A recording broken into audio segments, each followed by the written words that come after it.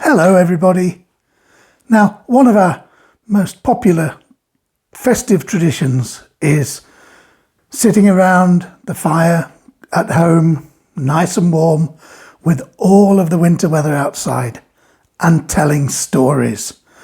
And that's what I'm here to do today. I'm going to be sharing with you, I'm going to be reading some very, very famous and popular fairy stories by some of the most famous writers in that particular area. And we're going to be starting with one of my favourite stories. It's by Hans Christian Andersen. I'm at that age where I can't do storytelling without removing my glasses. So I hope you're sitting comfortably. This is The Ugly Duckling.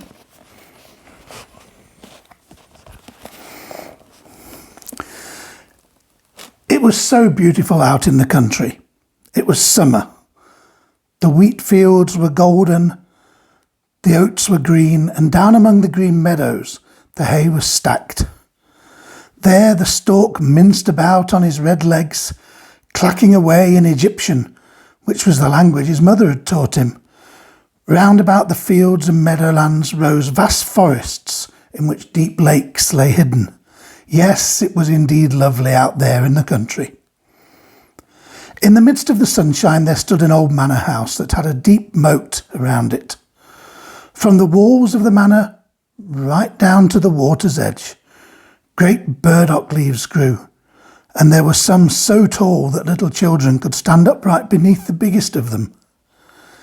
In this wilderness of leaves, which was as dense as the forest itself, a duck sat on her nest, hatching her ducklings. She was becoming somewhat weary, because sitting is such a dull business, and scarcely anyone came to see her. The other ducks would much rather swim in the moat than waddle out and squat under the burdock leaf to gossip with her. But at last, the eggshells began to crack one after another. "Peep, peep," said the little things as they came to life and poked out their heads. "Quack, quack," said the duck, and quick as quick can be, they all waddled out to have a look at the green world under the leaves.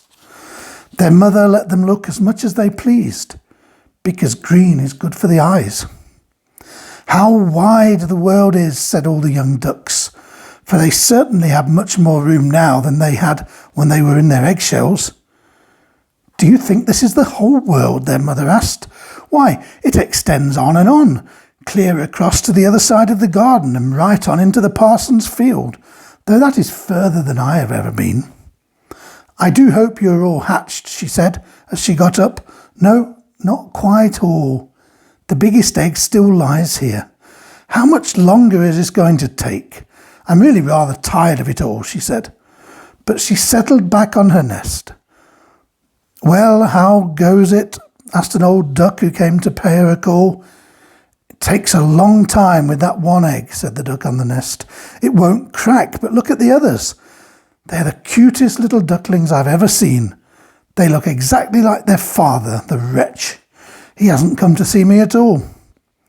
"Let's have a look at the egg that won't crack," the old duck said. "It's a turkey egg, and you take my word for it. I was fooled like that once myself. What trouble and care I had with those turkey children, for I may as well tell you, they are afraid of the water. I simply could not get them into it. I quacked and snapped at them, but it wasn't a bit of use." "Let me see the egg. Certainly that's a turkey egg. Let it lie and go teach your other children to swim." "Oh, I'll sit a little longer. I've been at it so long already that I may as well sit here half the summer." "Suit yourself," said the old duck, and away she waddled. At last the big egg did crack. "Peep," said the young one, and out he tumbled. But he was so big and ugly. The duck took a look at him. "That's a frightfully big duckling," she said. "He doesn't look the least like the others. Can he really be a turkey baby? Well, well, I'll soon find out. Into the water he shall go, even if I have to shove him in myself." Next day, the weather was perfectly splendid, and the sun shone down on all the green burdock leaves. The mother duck led her whole family down to the moat. Splash! She took to the water. Quack, quack, said she, and one duckling after another plunged in. The water went over their heads, but they came up in a flash and floated to perfection. Their legs worked automatically, and they were all there in the water. Even the big, ugly grey one was swimming along. "Well, that's no turkey," she said. "See how nicely he uses his legs and how straight he holds himself. He's my very own son after all, and quite good looking if you look at him properly. Quack, quack, come with me. I'll lead you out into the world and introduce you to the duckyard, but keep close to me so that you won't get stepped on, and watch out for the cat." Thus they sallied into the duckyard, where all was in an uproar because two families were fighting over the head of an eel. But the cat got it after all. You see, that's the way of the world. The mother duck licked her bill because she wanted the eel's head for herself. Stir your legs, bustle about, and mind that you bend your necks to that old duck over there. She's the noblest of us all, and has Spanish blood in her. That's why she's so fat. See that red rag around her leg? That's a wonderful thing and the highest distinction a duck can get. It shows that they don't want to lose her and that she's to have special attention from man and beast. Shake yourselves. Don't turn your toes in. A well-bred duckling turns his toes way out, just as his father and mother do. This way. So then, now duck your necks and say quack. They did as she told them. But the other ducks around them looked on and said right out loud, "See here, must we have this brood too? Just as if there weren't enough of us already. And why, what an ugly-looking fellow that duckling is. We won't stand for him." One duck charged up and bit his neck. "Let him alone," his mother said. "He isn't doing any harm." "Possibly not," said the duck who bit him. "But he's too big and strange, and therefore he needs a good whacking." "What nice-looking children you have, mother," said the old duck with the rag around her leg. "They're all pretty except that one. He didn't come out so well. It's a pity you can't hatch him again." "That can't be managed, your ladyship," said the mother. "He isn't so handsome, but he's just as good as can be, and he swims just as well as the rest, or, I should say, even a little better than they do. I hope his looks will improve with age, and after a while he won't seem so big. He took too long in the egg, and that's why his figure isn't all that it should be." She pinched his neck and preened his feathers. "Moreover, he's a drake, so it won't matter so much. I think he'll be quite strong, and I'm sure he will amount to something." "The other ducklings are pretty enough," said the old duck. "Now make yourselves right at home, and if you find an eel's head, you may bring it to me." So they felt quite at home. But the poor duckling who had been the last one out of his egg, and who looked so ugly, was pecked and pushed about and made fun of by the ducks and the chickens as well. "He's too big," said they all. The turkey gobbler, who thought himself an emperor because he was born wearing spurs, puffed up like a ship under full sail and bore down upon him, gobbling and gobbling until he was red in the face. The poor duckling did not know where he dared stand or where he dared walk. He was so sad because he was so desperately ugly, and because he was the laughing stock of the whole barnyard.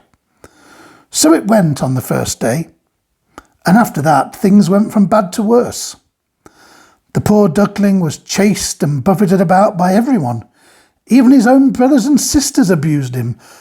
Oh, they would always say, "How we wish the cat would catch you, you ugly thing." And his mother said, "How I do wish you were miles away." The ducks nipped him, and the hens pecked him, and the girl who fed them kicked him with her foot. So he ran away, and he flew over the fence. The little birds in the bushes darted up in a fright. "That's because I'm so ugly," he thought, and closed his eyes. But he ran on just the same, until he reached the great marsh where the wild ducks live. There he lay all night long, weary and disheartened. When morning came, the wild ducks flew up to have a look at their new companion. "What sort of creature are you?" they asked, as the duckling turned in all directions, bowing his best to them all. "You are terribly ugly," they told him, "but that's nothing to us, so long as you don't marry into our family." Poor duckling! Marriage certainly had never entered his mind. All he wanted was for them to let him lie among the reeds and drink a little water from the marsh. There he stayed for 2 whole days. Then he met 2 wild geese, or rather wild ganders, for they were males. They had not been out of the shell very long, and that's what made them so sure of themselves. "Say there, comrade," they said, "you're so ugly that we've taken a fancy to you. Come with us and be a bird of passage." In another marsh nearby there are some fetching wild geese, all nice young ladies who know how to quack. "You are so ugly that you'll completely turn their heads." Bang! Bang! Shots rang in the air, and these 2 ganders fell dead among the reeds. The water was red with their blood. Bang! Bang! The shots rang. And as whole flocks of wild geese flew up from the reeds, another volley crashed. A great hunt was in progress. The hunters lay under cover all around the marsh, and some even perched on branches of trees that overhung the reeds. Blue smoke rose like clouds from the shade of the trees and drifted far out over the water. The bird dogs came splash, splash through the swamp, bending down the reeds and the rushes on every side. This gave the poor duckling such a fright that he twisted his head about to hide it under his wing. But at that very moment a fearfully big dog appeared right beside him. His tongue lolled out of his mouth, and his wicked eyes glared horribly. He opened his wide jaws, flashed his sharp teeth, and splash, splash, on he went without touching the duckling. "Thank heavens," he sighed. "I'm so ugly that the dog won't even bother to bite me." He lay perfectly still while the bullets splattered through the reeds as shot after shot was fired. It was late in the day before things became quiet again, and even then the poor duckling didn't dare move. He waited several hours before he ventured to look about him, and then he scurried away from that marsh as fast as he could go. He ran across field and meadows. The wind was so strong that he had to struggle to keep his feet. Late in the evening, he came to a miserable little hovel, so ramshackle that it did not know which way to tumble, and that was the only reason it still stood. The wind struck the duckling so hard that the poor little fellow had to sit down on his tail to withstand it.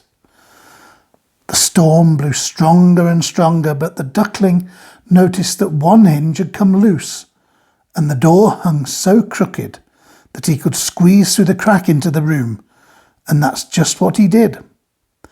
Here lived an old woman with her cat and her hen. The cat, whom she called Sonny, could arch his back, purr, and even make sparks, though for that you had to stroke his fur the wrong way. The hen had short little legs, so she was called Chickie Shortleg. She laid good eggs, and the old woman loved her as if she had been her own child. In the morning they were quick to notice the strange duckling. The cat began to purr and the hen began to cluck. "What on earth?" The old woman looked around, but she was short-sighted, and she mistook the duckling for a fat duck that had lost its way. "That was a good catch," she said. "Now I shall have duck eggs, unless it's a drake. We must try it out." So the duckling was tried out for 3 weeks, but not one egg did he lay. In this house the cat was master, and the hen was mistress. They always said, "We and the world," for they thought themselves half of the world, and much the better half at that. The duckling thought that there might be more than one way of thinking, but the hen would not hear of it. "Can you lay eggs?" she asked. "No." "Then be so good as to hold your tongue." The cat asked, "Can you arch your back, purr, or make sparks?" "No." "Then keep your opinion to yourself when sensible people are talking." The duckling sat in a corner feeling most despondent. Then he remembered the fresh air and the sunlight. Such a desire to go swimming on the water possessed him that he could not help telling the hen about it. "What on earth has come over you?" the hen cried. "You haven't a thing to do, and that's why you get such silly notions. Lay us an egg or learn to purr, and you'll get over it." "But it's so refreshing to float on the water," said the duckling. "So refreshing to feel it rise over your head as you dive to the bottom." "Yes, it must be a great pleasure," said the hen. "I think you must have gone crazy. Ask the cat, who's the wisest fellow I know, whether he likes to swim or dive down in the water. Of myself, I say nothing. But ask the old woman, our mistress. There's no one on earth wiser than she is. Do you imagine she wants to go swimming and feel the water rise over her head?" "You don't understand me," said the duckling. "Well, if we don't, who would? Surely you don't think you are cleverer than the cat and the old woman, to say nothing of myself. Don't be so conceited, child. Just thank your Maker for all the kindness we've shown you. Didn't you get into this snug room and fall in with people who can tell you what's what? But you are such a numbskull that it's no pleasure to have you around. Believe me, I tell you this for your own good. I say unpleasant truths, but that's the only way you can know who are your friends. Be sure now that you lay some eggs. See to it that you learn to purr or to make sparks." "I think I'd better go out into the wide world," said the duckling. "Suit yourself," said the hen. So off went the duckling. He swam on the water and dived down in it, but still he was slighted by every living creature because of his ugliness. Autumn came on. The leaves in the forest turned yellow and brown. The wind took them and whirled them about. The heavens looked cold as the low clouds hung heavy with snow and hail. Perched on the fence, the raven screamed, "Caw, caw," and trembled with cold. It made one shiver to think of it. Pity the poor little duckling. One evening, just as the sun was setting in splendour, a great flock of large handsome birds appeared out of the reeds. The duckling had never seen birds so beautiful. They were dazzling white with long graceful necks. They were swans. They uttered a very strange cry as they unfurled their magnificent wings to fly from this cold land, away to warmer countries and to open waters. They went up so high, so very high, that the ugly little duckling felt a strange uneasiness come over him as he watched them. He went around and round in the water like a wheel. He craned his neck to follow their course and gave a cry so shrill and strange that he frightened himself.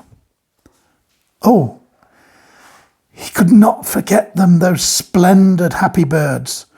When he could no longer see them, he dived to the very bottom, and when he came up again, he was quite beside himself. He did not know what birds they were or whither they were bound, yet he loved them more than anything he had ever loved before. It was not that he envied them, for how could he ever dare dream of wanting their marvellous beauty for himself?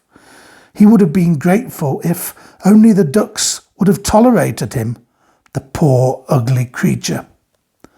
The winter grew cold, so bitterly cold that the duckling had to swim to and fro in the water to keep it from freezing over. But every night the hole in which he swam kept getting smaller and smaller. Then it froze so hard that the duckling had to paddle continuously to keep the crackling ice from closing in upon him. At last, too tired to move, he was frozen fast in the ice. Early that morning, a farmer came by, and when he saw how things were, he went out on the pond, broke away the ice with his wooden shoe, and carried the duckling home to his wife. There, the duckling revived. But when the children wished to play with him, he thought they meant to hurt him. Terrified, he fluttered into the milk pail, splashing the whole room with milk. The woman shrieked and threw up her hands as he flew into the butter tub and then in and out of the meal barrel. Imagine what he looked like now. The woman screamed and lashed out at him with the fire tongs. The children tumbled over each other as they tried to catch him, and they laughed and they shouted. Luckily, the door was open and the duckling escaped through it into the bushes, where he lay down in the newly fallen snow as if in a daze. But it would be too sad to tell of all the hardships and wretchedness he had to endure during this cruel winter. When the warm sun shone once more, the duckling was still alive among the reeds of the marsh. The larks began to sing again.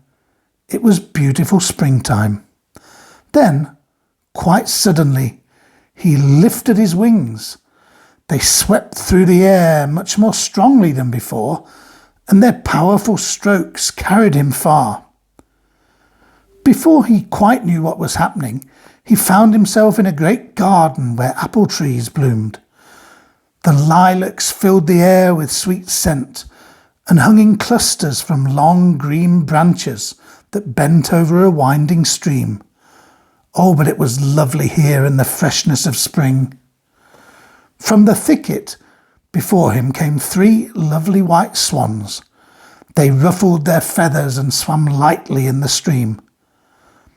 The duckling recognized these noble creatures, and a strange feeling of sadness came upon him. I shall fly near these royal birds, and they will peck me to bits because I, who am so very ugly, dare to go near them, but I don't care. Better be killed by them than to be nipped by the ducks, pecked by the hens, kicked about by the hen-yard girl, or suffer such misery in winter. So he flew into the water and swam toward the splendid swans. They saw him and swept down upon him with their rustling feathers raised. "Kill me," said the poor creature, and he bowed his head down over the water to wait for death. But what did he see there mirrored in the clear stream? He beheld his own image, and it was no longer the reflection of a clumsy, dirty, grey bird, ugly and offensive. He himself was a swan. Being born in a duckyard does not matter if only you are hatched from a swan's egg. He felt quite glad that he had come through so much trouble and misfortune, for now he had a fuller understanding of his own good fortune and of beauty when he met with it. The great swans swam all around him and stroked him with their bills. Several little children came into the garden to throw grain and bits of bread upon the water. The smallest child cried, "Here's a new one," and the others rejoiced. "Yes, a new one has come." They clapped their hands, danced around and ran to bring their father and mother. And they threw bread and cake upon the water, while they all agreed, "The new one is the most handsome of all. He's so young and so good-looking." The old swans bowed in his honour. Then he felt very bashful and tucked his head under his wing. He did not know what this was all about. He felt so very happy, but he wasn't at all proud, for a good heart never grows proud. He thought about how he had been persecuted and scorned, and now he heard them all call him the most beautiful of all beautiful birds. The lilacs dipped their clusters into the stream before him, and the sun shone so warm and so heartening. He rustled his feathers and held his slender neck high as he cried out with a full heart, "I never dreamed there could be so much happiness when I was the ugly duckling."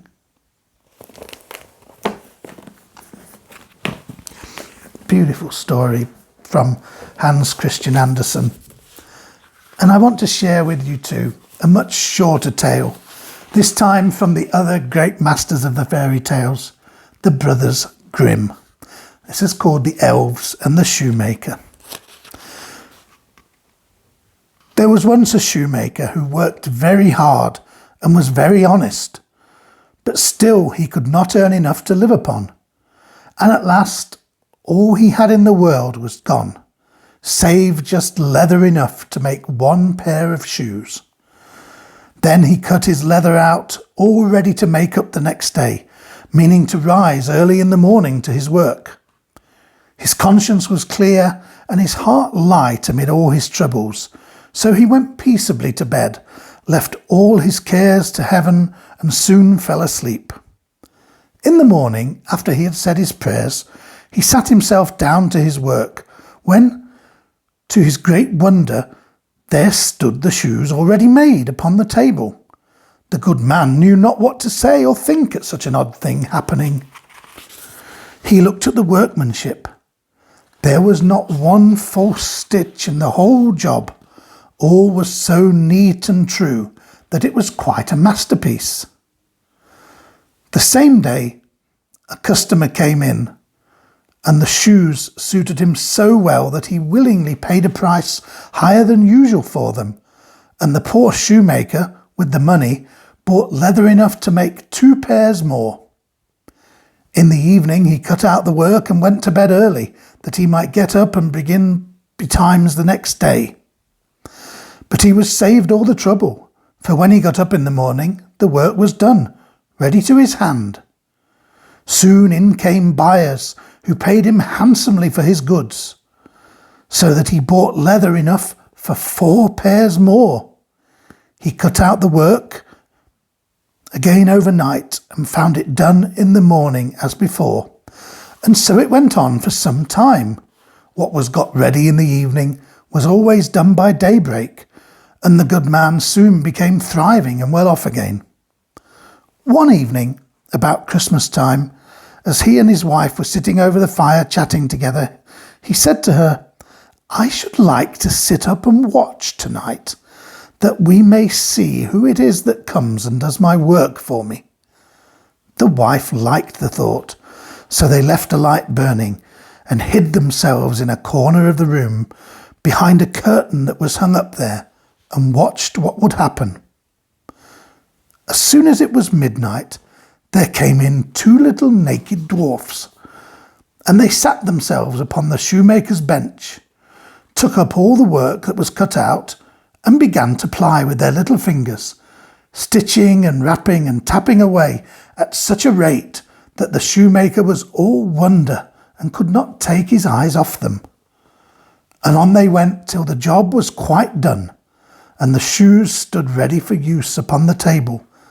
This was long before daybreak, and then they bustled away as quick as lightning. The next day, the wife said to the shoemaker, "These little wights have made us rich, and we ought to be thankful to them and do them a good turn if we can. I am quite sorry to see them run about as they do, and indeed it is not very decent, for they have nothing upon their backs to keep off the cold. I'll tell you what, I will make each of them a shirt, and a coat and waistcoat, and a pair of pantaloons into the bargain, and do you make each of them a little pair of shoes." The thought pleased the good cobbler very much, and one evening, when all the things were ready, they laid them on the table instead of the work that they used to cut out, and then went and hid themselves to watch what the little elves would do. About midnight, in they came, dancing and skipping, hopped around the room, and then went to sit down to their work as usual. But when they saw the clothes lying for them, they laughed and chuckled and seemed mightily delighted. Then they dressed themselves in the twinkling of an eye, and danced and capered and sprang about, as merry as could be, till at last they danced out at the door and away over the green. The good couple saw them no more, but everything went well with them from that time forward, as long as they lived.